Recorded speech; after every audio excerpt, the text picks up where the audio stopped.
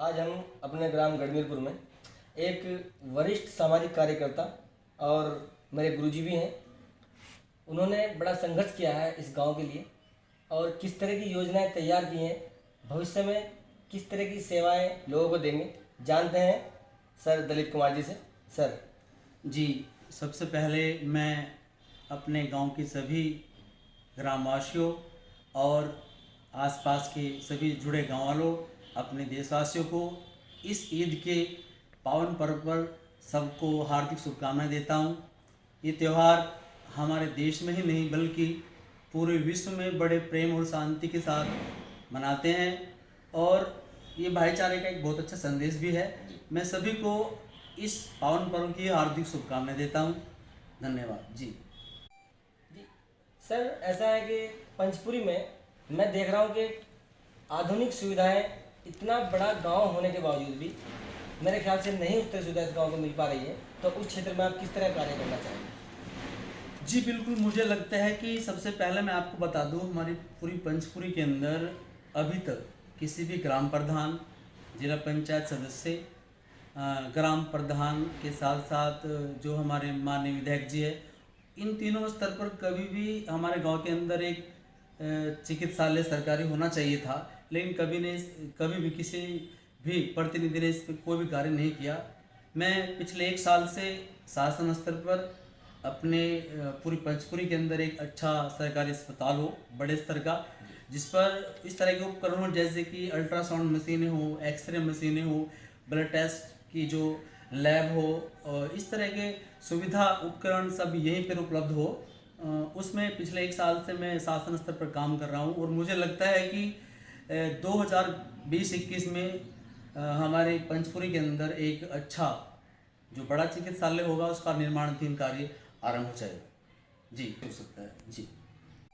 मैं इसी क्रम में आपको और भी बताना चाहूँगा कि हम शिक्षा के क्षेत्र में अपनी पूरी पंचपुरी के अंदर 5 से लेकर 10 ऐसे प्राइवेट टीचर नियुक्त करेंगे जो विद्यालय के बाद ट्यूशन स्वरूप जो गरीब बच्चे हैं बहुत ज़्यादा, उन्हें ट्यूशन पढ़ाएंगे और उनकी जो शिक्षा के स्तर में कमी है वो पूरी करेंगे। उन सभी टीचरों की जो धनराशि होगी, मानदेय होगा, वो खुद हम अपनी तरफ से उन्हें देंगे, उसका खर्च हम स्वयं वहन करेंगे जी। गुरुजी एक सवाल और है जी।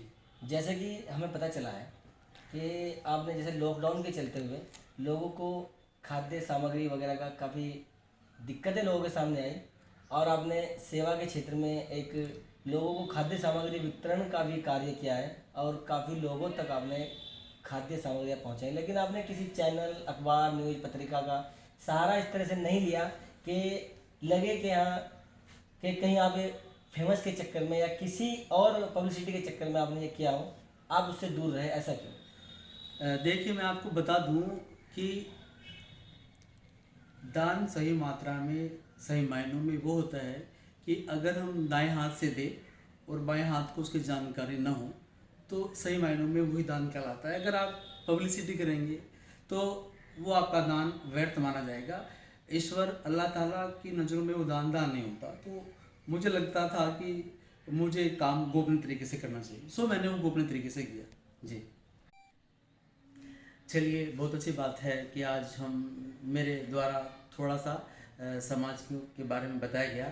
मैं चाहता हूँ कि जो हमारा ईद का पर्व है इसे आप बड़े विनम्रता और बड़े प्यार से मनाएं। सरकार द्वारा जो आपको गाइडलाइन दी गई है कि आप उसमें डिस्टेंस का विशेष ख्याल रखें और नमाज अपने घर पे ही अदा कीजिए।